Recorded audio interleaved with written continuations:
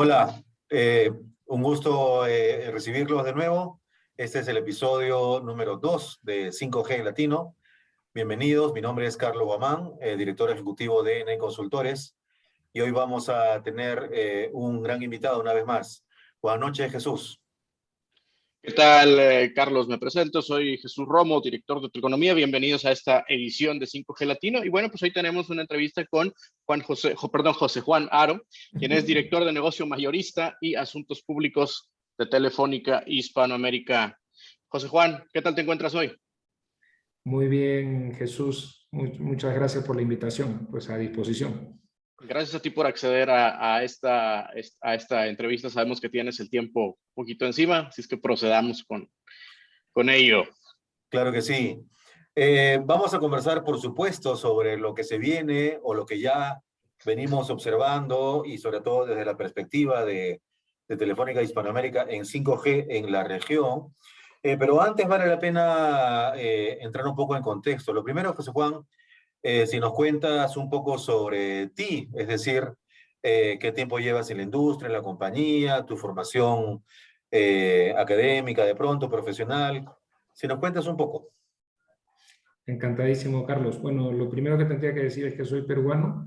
Estudié Derecho en la Pontificia Universidad Católica del Perú y luego una maestría en la Universidad de Chicago en los años 1999-2000. Cuando volví a mi país después de la maestría, pues regresé a una consultora, trabajaba en Andersen y de allí pasé a Telefónica. Entré en Telefónica en la Secretaría General como abogado a cargo de pues, los litigios que teníamos con el Estado. Teníamos un conjunto de arbitrajes, disputas con operadores, un paquete bastante grande de controversias, ¿no? Eso pues era el año 2003 y parte del trabajo que me tocó hacer fue intentar resolver los problemas por la vía de la conciliación, del entendimiento, antes que seguir los procesos que teníamos abiertos, ¿no? Y empecé a meterme pues, en las tripas de la compañía. En el año 2006 me invitaron a integrarme al negocio mayorista. Empecé encargándome de las negociaciones con los operadores, ya en la parte comercial. Después pasé un rato por el área de ingeniería, fui director de productos y servicios mayoristas y finalmente en el año 2009 ya me hice cargo de la vicepresidencia de estrategia, regulación y negocio mayorista de Telefónica del Perú. Desde el año 2011 estoy en Madrid en funciones corporativas y desde el año 2019, cuando se creó Telefónica Hispanoamérica, pues asumí la responsabilidad de negocio mayorista, regulación, sostenibilidad, asuntos públicos. Es un poquito mi historia en la compañía, o sea que tengo más o menos 20 años en la industria, ¿no? Cuando estabas estudiando, ¿te imaginabas que ibas a terminar en el ámbito de tecnología y telecomunicaciones? ¿Tenías ya algún llamado o fue algo a lo que llegaste ahí de pronto, ¿no? De casualidad, como muchos. Sí, no, yo creo que al final del día la vida te va llevando un poco, ¿no? Yo en la Universidad de Chicago me interesé muchísimo por el Law and Economics, me interesaba mucho la regulación, el antitrust, y un poco efectivamente cuando volví al Perú, yo diría que la empresa que más tenía de este tipo de problemas y de temas que a mí me interesaban era Telefónica. O sea que entré a la industria un poco menos por los problemas de tecnología o por los temas tecnológicos, un tanto más por el interés que tenía en las materias, ¿no? Bueno, y que eso también nos lleva a la historia de Telefónica, que pasan los 90, ¿no? Tenemos una ola de liberalización importante a nivel América Latina, y a partir de los 2000 es donde vemos una expansión de Grupo Telefónica, que en esos 20 años pues ha tenido hitos para transformarse precisamente en Telefónica Hispa, ¿no? No sé si nos puedas, desde tu perspectiva, ¿no? Como llegas a este grupo empresarial y cómo has visto o qué han sido los cambios, ¿verdad? Que desde tú como parte de Telefónica has visto en la industria en Latinoamérica que además te han llamado la atención o que consideras más importantes. Pues mira, yo lo primero que te diría es que Telefónica es un grupo profundamente comprometido con Latinoamérica, ¿no? Tenemos más de 30 años operando en la región y hemos demostrado ser un inversionista de largo plazo, ¿no? Nuestra aventura, efectivamente, como tú dices, Jesús, se inició por vía de la participación en los procesos de privatización en Chile, en Argentina, en el Perú, en mi país, ¿no? Y lo que hicimos inicialmente fue comprar empresas públicas que se dedicaban al negocio de la telefonía fija, ¿sí? Y transformarlas y digitalizarlas. Y ese fue un proceso pues sumamente interesante, ¿no? Pero además, estas compañías venían con licencias para el uso de espectro y por tanto también nos tocó desarrollar el negocio móvil desde cero. Empezamos a desarrollarlo en cada una de las operaciones que teníamos, ¿no? Para el año 2005 operábamos fundamentalmente en 4 mercados latinoamericanos a través de compañías que habían sido monopolios públicos, ¿no? En Perú, en Argentina, en Chile, en Brasil. Y entonces se nos presentó una oportunidad, que fue la oportunidad de adquirir el negocio que tenía fundamentalmente en el ámbito móvil del South, ¿no? Y en transformarnos en un operador integrado, fijo, móvil, con una pisada regional muy, muy importante, ¿no? Yo diría que ese es un momento también de mucha relevancia en la historia de Telefónica en Latinoamérica, ¿no? Pero claro, en este periodo de 30 años, pues han habido también momentos tecnológicos interesantes, ¿no? El lanzamiento de la DSL, por ejemplo, para la provisión de la banda ancha en América Latina, más o menos al mismo tiempo en que lo hicimos en España, ¿no? O la masificación de los servicios móviles a través de la introducción de una oferta de prepago, ¿no? Ahora bien, el momento actual en Latinoamérica pues es un momento de retos, ¿no? El ciclo macroeconómico es un ciclo que nos presenta pues una situación de contracción económica, pues un escenario macroeconómico también complejo, y lo que toca es ajustarse a las nuevas situaciones para seguir siendo rentables y para poder entregar de un modo sostenible nuestro servicio a los clientes. En el año 2019, Telefónica constituyó una unidad específica para Hispanoamérica, esto es para los países de Latinoamérica de habla hispana, separándola de la operación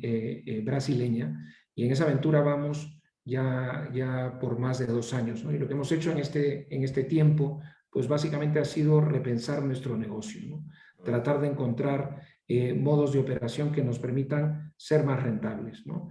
Y hemos encontrado un enorme espacio en la compartición de infraestructuras. Hemos desplegado con este modelo fibra, o estamos desplegando fibra en Chile y en Colombia en conjunto con KKR a través de una empresa mayorista de fibra. En México celebramos un contrato con AT&T para explotar conjuntamente su red. En Perú lanzamos Internet para Todos. Hemos tenido mucho movimiento básicamente sobre esta lógica, ¿no? Sobre la lógica de la compartición. Así que han sido 30 años de evolución, de cambio, de adaptación a las circunstancias de nuestra región, pero siempre apostando por Latinoamérica, ¿no? Claro, ¿no? Y quizás para el usuario, ¿verdad?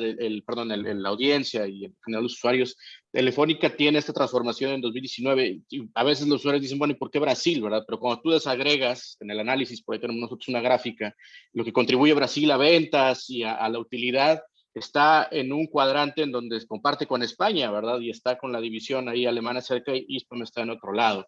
Ahora que mencionas algo muy importante que nos lleva a nuestro temario, creo, es la parte de Telefónica. Es una empresa que maneja varias tecnologías, ¿verdad? Fijas, móviles, incluso tiene elementos satelitales, pero en el ámbito móvil, que es en donde tratamos de centrarnos en este podcast, hay un tema o un momento en donde parece que estamos avanzando hacia 5G en América Latina, pero hay una oportunidad para 4G y ahí menciona, bueno, para 4G y en combinación con, por ejemplo, con tecnologías como fibra, en donde Telefónica tiene estas iniciativas, ¿verdad? Creo que en Perú, creo que en el ámbito móvil, ahí me gustaría que nos platicaras un poco más de Internet para Todos antes de pasar, si quieres, a los demás casos, ¿no? ¿Por qué está centrada en 4G y por qué es tan importante?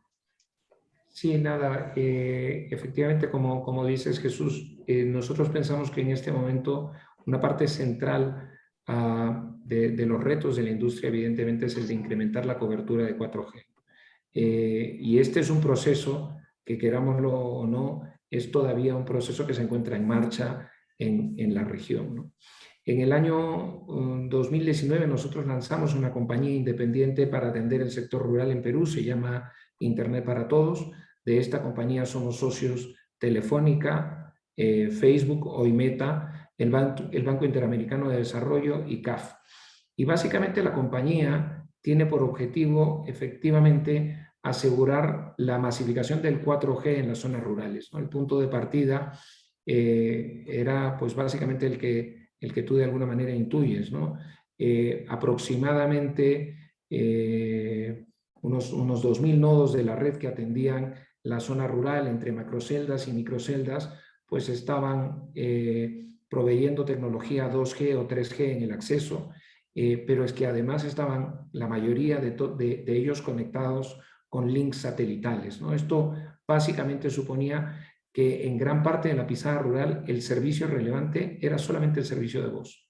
Y claro, lo que nosotros estamos convencidos es que el servicio que hoy día importa es el servicio de datos y la conexión a Internet, a través de la cual se llega pues, a las aplicaciones de educación, de salud, de teletrabajo que han sido tan importantes durante la pandemia, ¿no?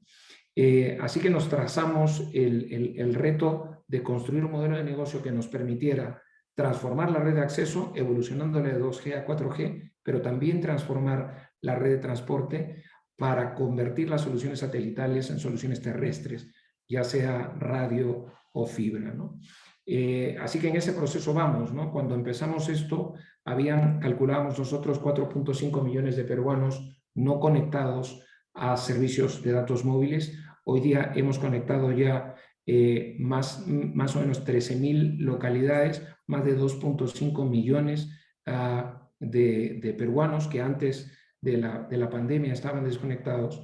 Y lo que más nos llena de orgullo además es que la infraestructura que estamos tendiendo no solo provee servicios mayoristas a Telefónica, sino también a otros operadores en el territorio peruano, ¿no?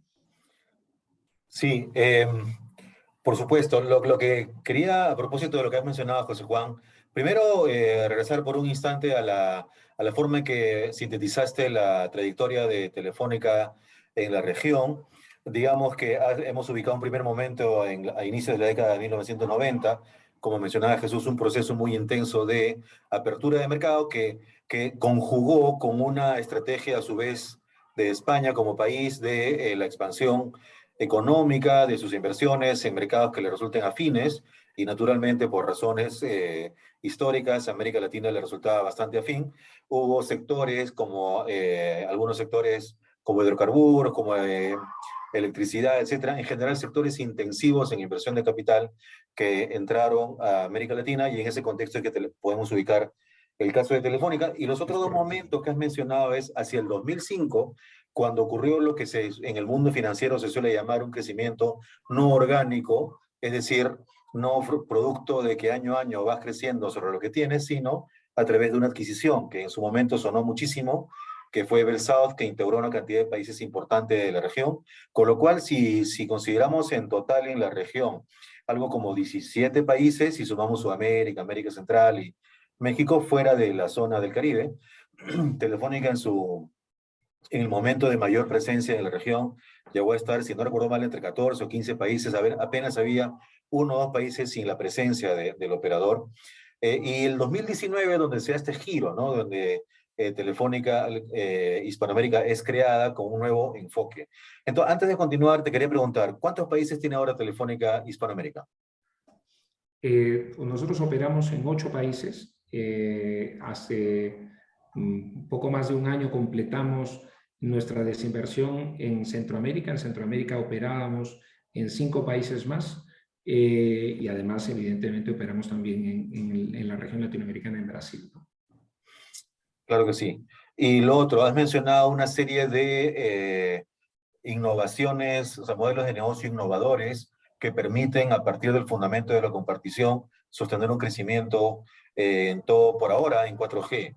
En ese sentido, Internet para Todos, mencionaste, nació en Perú, tiene un ánimo de, a partir de los resultados que luego de 3 años de su creación, ser expandido a otros mercados en la región.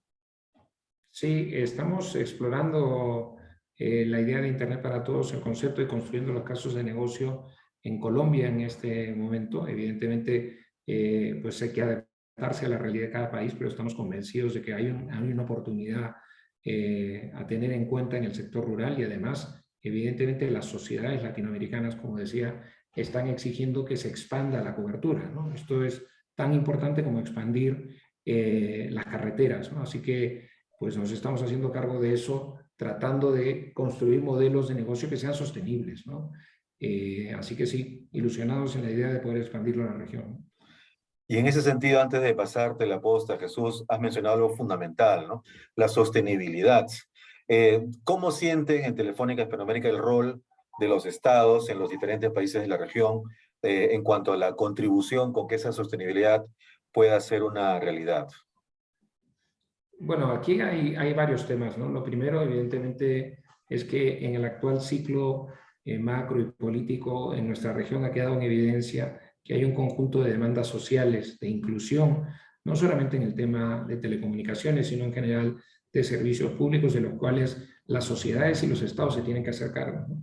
Con lo cual, yo diría que hay una coincidencia muy grande a nivel de los gobiernos en la necesidad de expandir la cobertura de los servicios de telecomunicaciones como vía para llevar otros servicios relevantes, decíamos educación, salud, pues inclusión financiera a la mayor parte de la población. El tema es que evidentemente no siempre los objetivos, no siempre la coincidencia de objetivos lleva a coincidencias en las políticas, ¿no?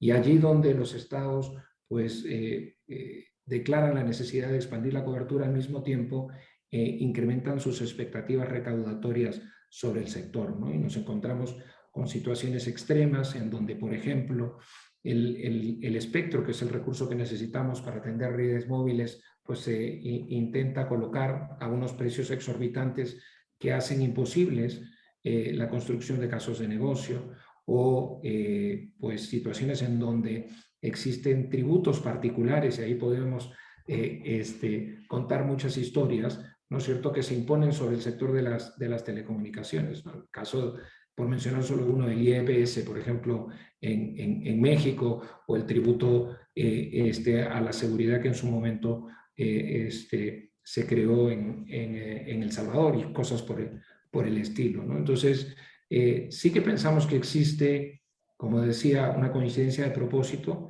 pero es necesario, es muy relevante fomentar la conversación público-privada para encontrar mecanismos que nos permitan, como bien decías, Carlos, construir negocios sostenibles, ¿no? ¿Esto qué significa? Pues que el capital que se invierte en el desarrollo de las redes pueda generar la rentabilidad que nuestros accionistas requieren, pues, para poder financiar el negocio. Claro que sí.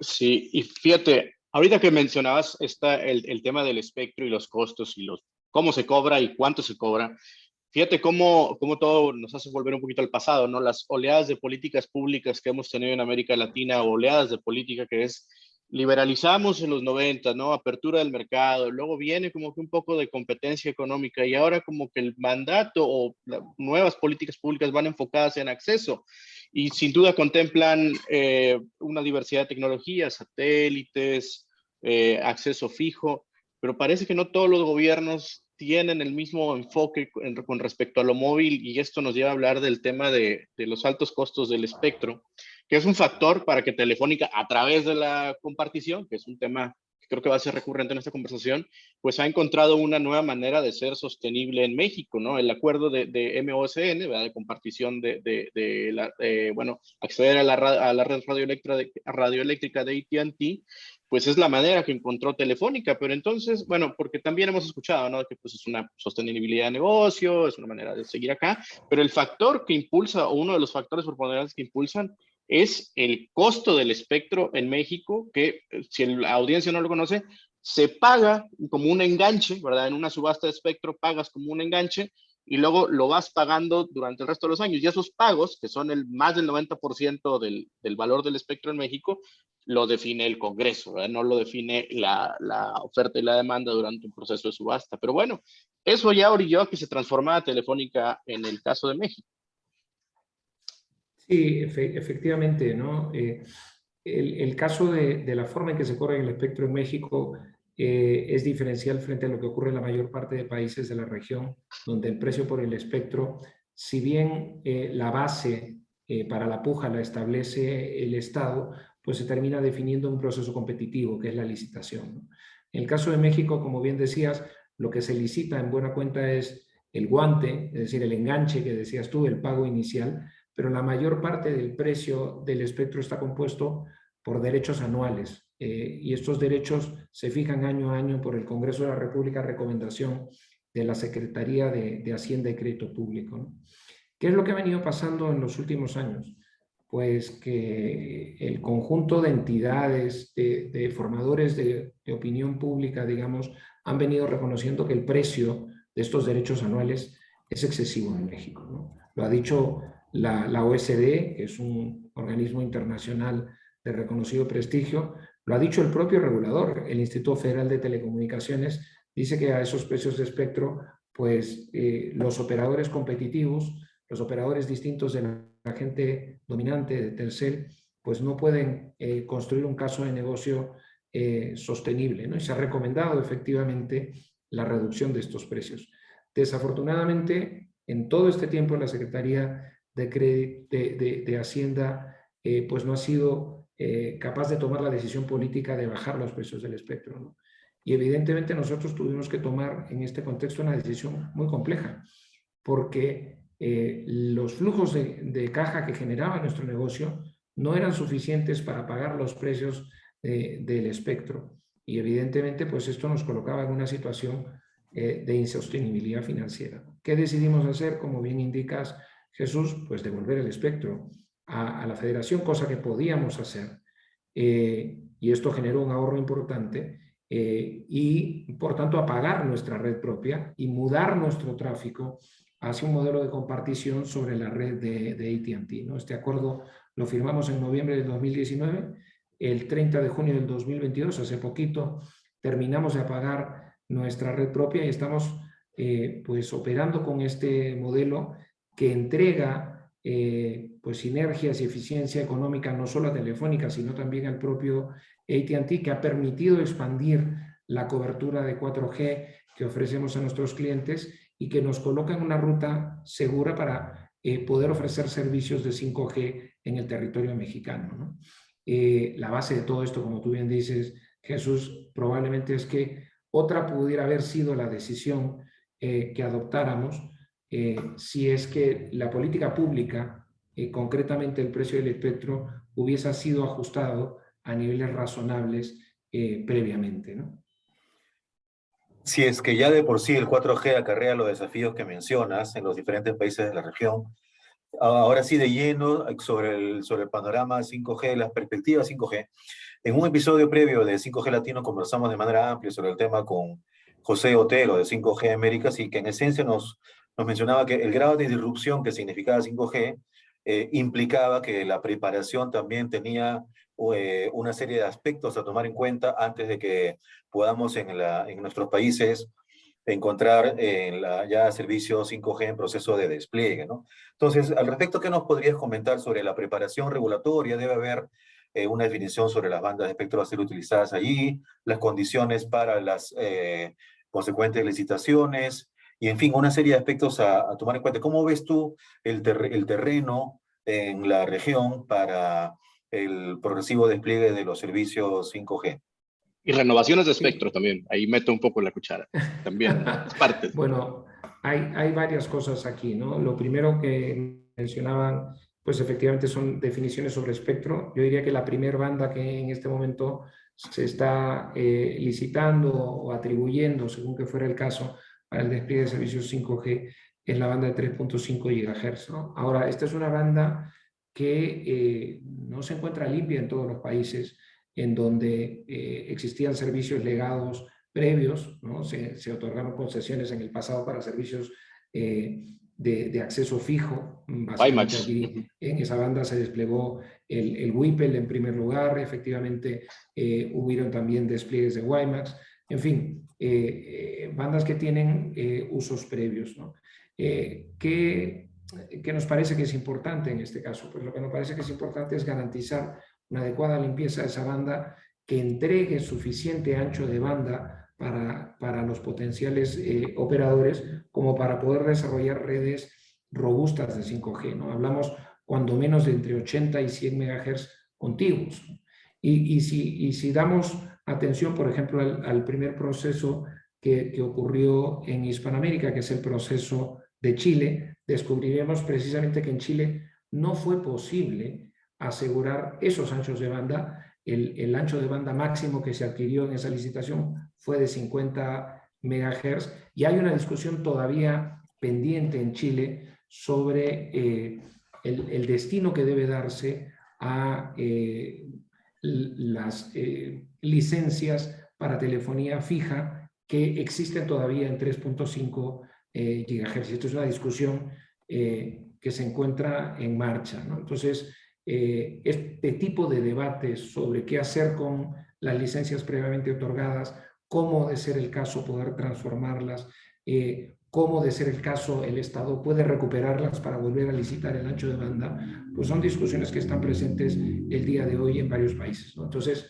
primer tema, parece sencillo, pero no lo es asegurar que tenemos perfectamente limpia la banda de 3.5 GHz, que somos capaces de entregar anchos de banda adecuados, que tenemos una ruta clara para esto.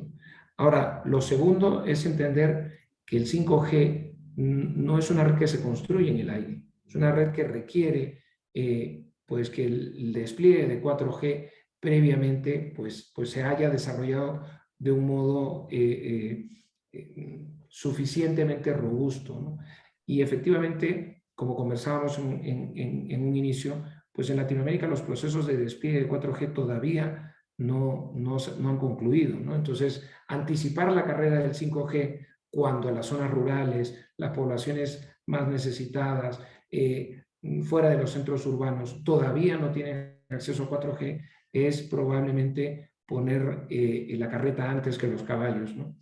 Luego, además, hay que entender que cuando se inicia un despliegue de 5G, dados los anchos de banda que se requieren, que se utilizan, ¿sí? Pues necesitamos tener bajo el de fibra para poder asegurar la adecuada performance de la red, ¿no? Entonces, también hay una precondición para el adecuado despliegue de este tipo de redes en la región, que es el crecimiento de la fibra, que también es un proceso concurrente, pero que todavía está en marcha en nuestros países, ¿no? En Chile, como comentábamos, el despliegue de fibra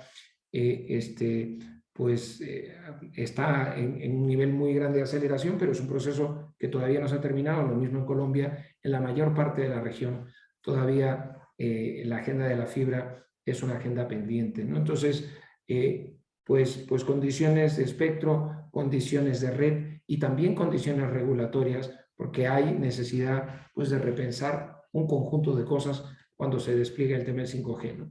Por ejemplo, digamos, facilitar la compartición de recursos. No siempre esto es sencillo. Por ejemplo, tenemos limitaciones en la compartición o en el pooling de espectro que se puede hacer entre operadores en el mercado secundario. ¿Sí? Entender un poco cómo debe ser el tratamiento de neutralidad de red o la política de competencia, ¿no? Entonces, la agenda del 5G es una agenda pues omnicomprensiva, ¿no?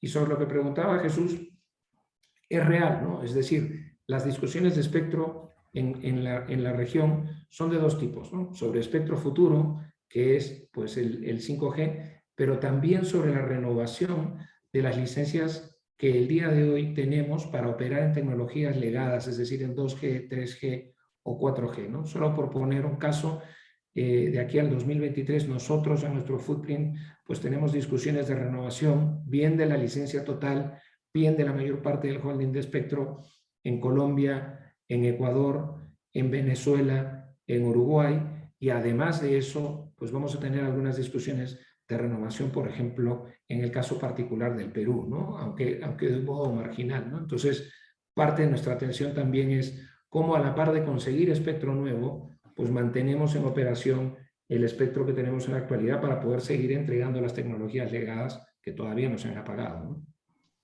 Fíjate que en un foro de analistas le escuché a un ejecutivo de T-Mobile decir una frase que decía: el secreto de la movilidad es que es todo fibra.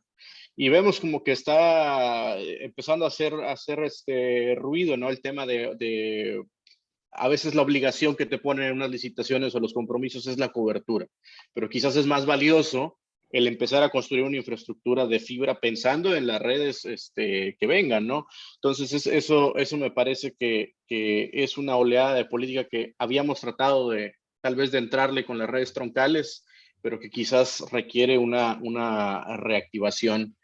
en este momento. Y bueno, José Juan, para pasar al tema de 5G, pues bueno, ya delineaste muy bien el tema de, en algunos países pues hay un déficit de fibra, ¿verdad? Hay una necesidad, en algunas partes el espectro no es nada más darlo, es reorganizarlo, que eso me decía un colega, ay, pero mira, en Estados Unidos la 3.5, un problemón. Le digo, pues sí, pero si ves el caso de Chile, México, pues ha tenido que reorganizar.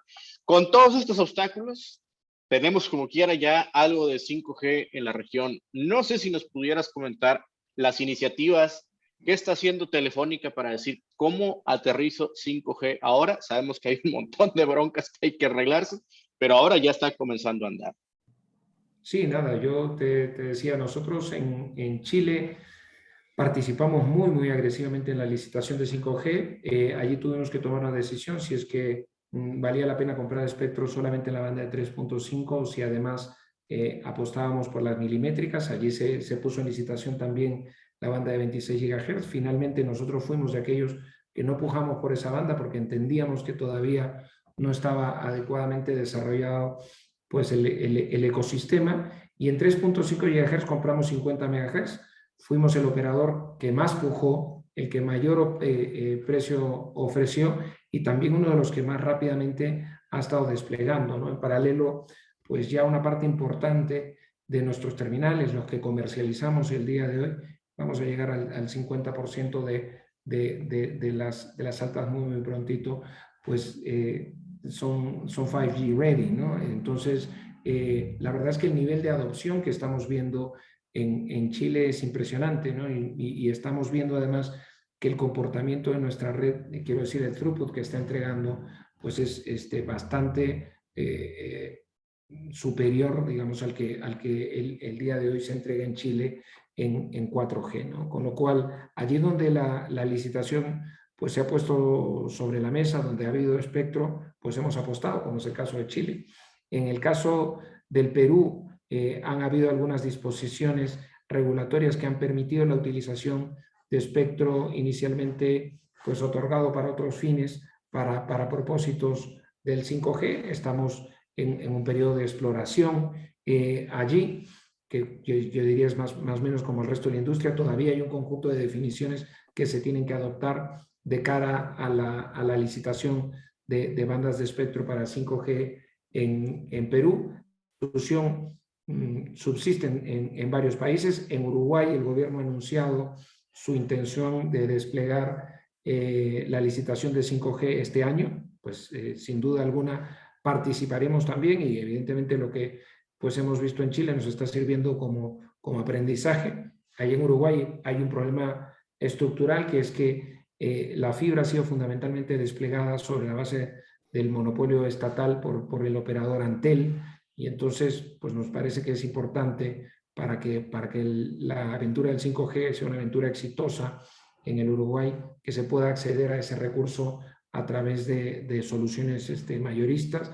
Mencionabas tú el caso, Jesús, de México, donde efectivamente se produjo una reorganización del espectro y donde Telcel lanzó ya 5G, luego seguido por AT&T. Nosotros, sobre la base de nuestro acuerdo con AT&T, pues también tendremos acceso a esta tecnología, con lo cual, si te vas dando cuenta, en todo el footprint se van pintando distintas opciones.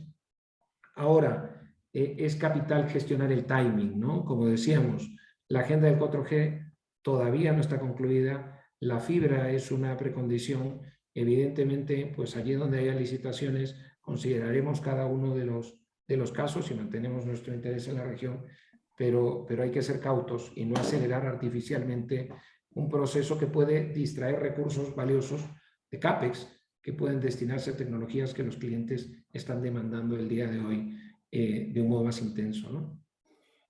Bien, tenemos el tiempo justo para ir concluyendo esta interesantísima conversación, José Juan.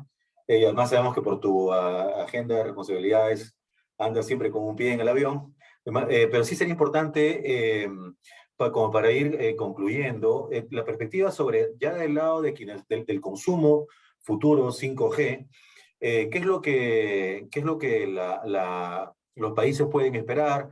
El 5G va a ser realmente mucho más industrial, es decir, para la actividad económica, para la actividad empresarial, o de alguna forma está previsto la mirada que tienen en Telefónica Hispanoamérica sobre la posibilidad de que también llegue al segmento de consumo, al de las personas, tal como ocurrió con la evolución que hemos visto del 2, 3 y 4G.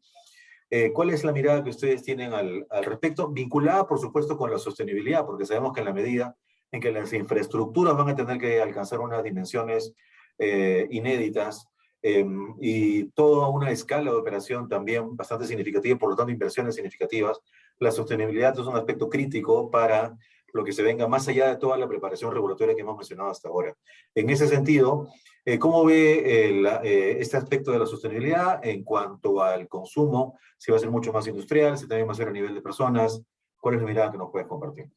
Sí, nada, nosotros el día de hoy tenemos redes como Grupo Telefónica comercialmente activas en Chile, en Brasil, ¿sí? Y digamos, la estrategia de comercialización que estamos siguiendo pues está fundada no solamente en el B2B, sino también en el B2C, ¿no? O sea, nosotros comercializamos la tecnología, es el caso también de otras empresas operando en Latinoamérica, pues a consumidores finales, por supuesto, y también en el segmento B2B, ¿no? Pero es que esto va de más cosas que brindar la mera conectividad, ¿no? Esto no se trata simplemente de tener más velocidad o mayor ancho de banda para poder acceder, no sé, a Facebook, a Google, a YouTube, a Netflix, ¿no? Esto se trata de poder aprovechar las capacidades que la tecnología nos brinda para hacer network slicing, para construir, digamos, calidades de servicio diferenciadas, para poder entregar pues algunas prestaciones de red, por ejemplo, baja latencia que son necesarias para la utilización de determinadas aplicaciones, ¿no? El tema es que los modelos de negocio de cómo monetizar este tipo de usos del 5G, que yo creo que son la verdadera revolución, el diferencial, todavía están en construcción. Y esta es, digamos, la promesa incumplida todavía, la promesa pendiente de nuestra industria, ¿no? El reto es que allí donde entreguemos pues, soluciones de 5G privado, por ejemplo, para la industria, o integramos una aplicación específica para un uso industrial de latencia baja, ¿no? Para pues, la teledirección, el telemando o lo que fuera, pues seamos capaces de monetizar eso. Yo creo que estamos en el proceso, todavía no es lo que estamos viendo en los usos iniciales del 5G. Los usos iniciales del 5G pues son todavía de conectividad pura, pero estamos en ese proceso, ¿no? Claro que sí. Muy bien, José Juan.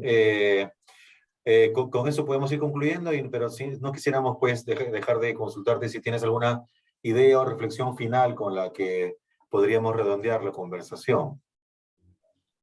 Pues solamente, Carlos y Jesús, agradecerles por la oportunidad. Creo que es importante pues, lo que están haciendo ustedes, ¿no? Que es suscitando la conversación sobre la agenda pendiente y en particular en el tema del 5G, ¿no? Así que nada más que eso, enormemente agradecido y les envío un abrazo. Igualmente, José Juan, muchas gracias, muchas gracias. Muy bien, a todos a quienes nos han acompañado les agradecemos y nos encontramos en un próximo episodio. No sin antes recordarles que invitarles a que nos puedan seguir en las redes, en YouTube y también en Spotify. Nos encontramos en una próxima edición. Hasta pronto.